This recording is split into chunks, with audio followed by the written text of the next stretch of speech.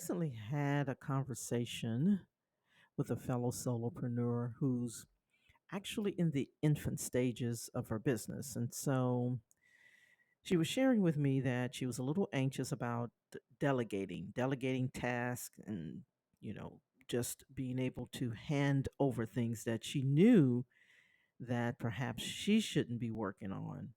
And so she asked me, she said, so she was okay with delegating tasks like bookkeeping and taxes and things like that.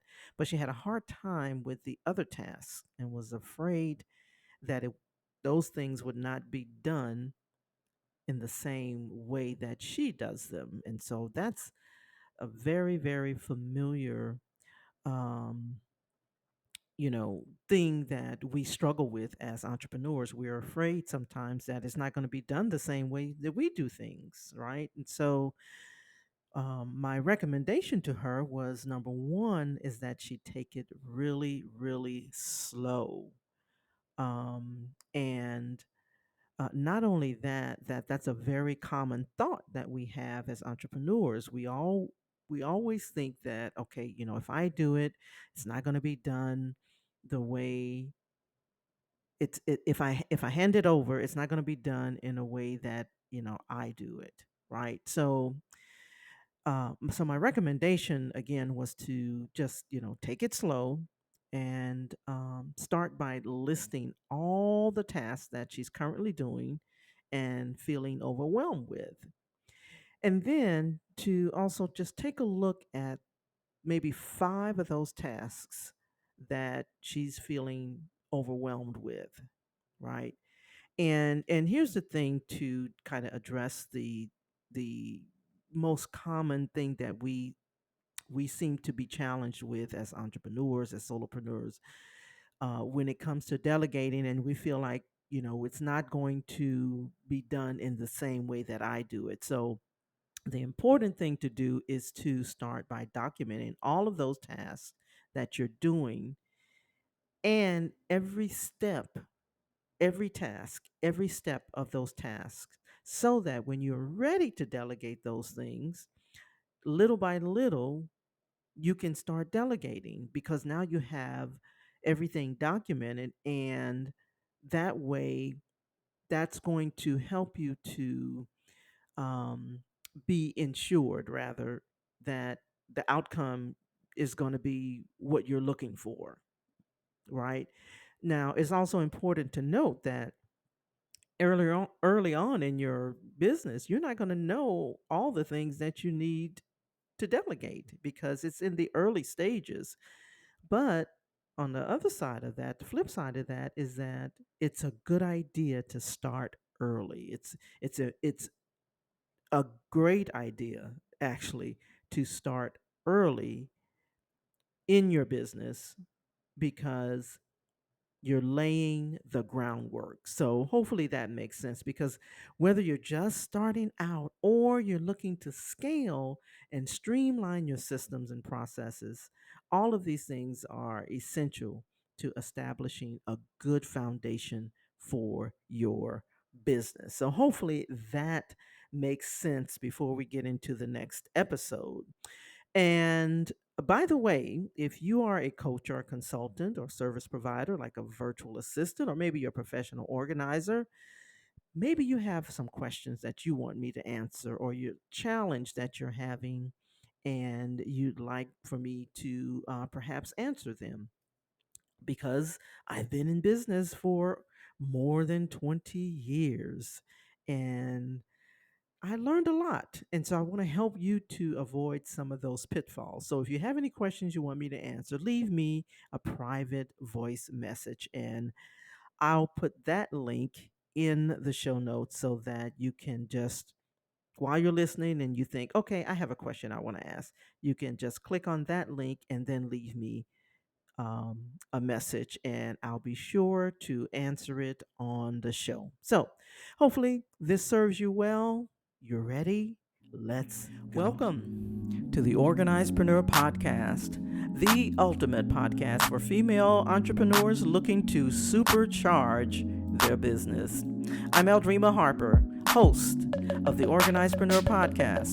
I'm also a business organizing strategist and coach, where I specialize in helping solopreneurs, freelance professionals, and service-based providers. This is to ignite, build, and transform your business dreams into reality. If you're feeling overwhelmed, struggling to manage clients and tasks, and worried about things slipping through the cracks, you're in the right place. With my signature framework, not only are you able to get your time back and get on track, but also turn your passion and hard work into a sustainable and profitable venture.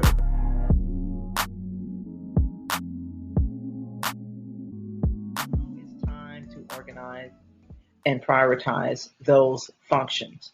So depending on, the size of your business, maybe you're just, kind of starting out, or maybe you are well into your business, a few years, and you're just at the point where you think, okay, now I need to start thinking about, how am I going to, scale? How am I going to simplify and streamline, my business? So depending on the size of your business, you might be able to combine some of those tasks into a single general category, right? So it may be that accounting and, accounting and bookkeeping, they would pretty much, kind of be the same, but you may, there may be some administrative tasks and some bookkeeping tasks that can be combined into a general category or into a single category, and it may be something that you can delegate or outsource. Okay, so that's what I mean by organize and prioritize the function.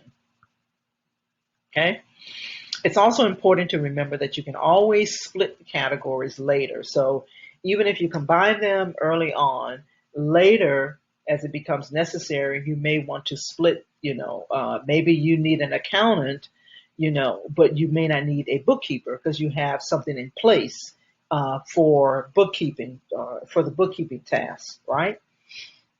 So hope that makes sense. All right, let's continue on. So here are a few examples that you can prioritize of how you can prioritize your essential functions. Okay, here we go. Ready? Let's say product development. So you have a product. As a coach, you should have a product. Maybe you have a book. Maybe you have, something you've product size. And I don't think I said that right, but you're coaching into a course. Okay, product development. Okay, so before you can start a business, you need to have a core product or a core service that you can offer to potential customers, right? This makes product development one of the most critical functions in your business, and it should be placed at the top of your priority list, okay? We're talking about organizing and prioritizing the functions, okay? So product development would be at the top of your list.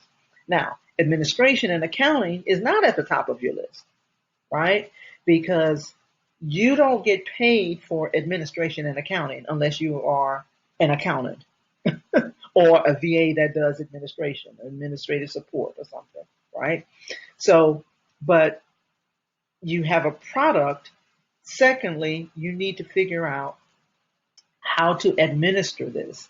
And administration, remember we said you can always split the category later, but you can put it into a general category. So for small businesses, combining the administration and accounting functions makes sense, right? You can hire a single office manager. So if you have, and this could be virtually, you can have an OBM, which that those are services that I also provide, but you can have an OBM, which is an online business manager, to handle some of the functions or oversee your business, right? Or a VA who can take care of the day-to-day clerical tasks, right? As well as posting credits and debits to the books. As your company expands, you can split these two functions into separate teams. You'll probably want to do that, right? And before you start selling your product or services, these are two areas of your business that must be structured and in place. So first, you do need a product or a service, right? But then administration and accounting, in terms of priority, is second, right? All right. Listening and subscribing to the podcast, simply go to organizedpreneurpodcast.com. And also check out the freebies available, including a free training at theorganizedpreneur.com. So you ready? Let's go.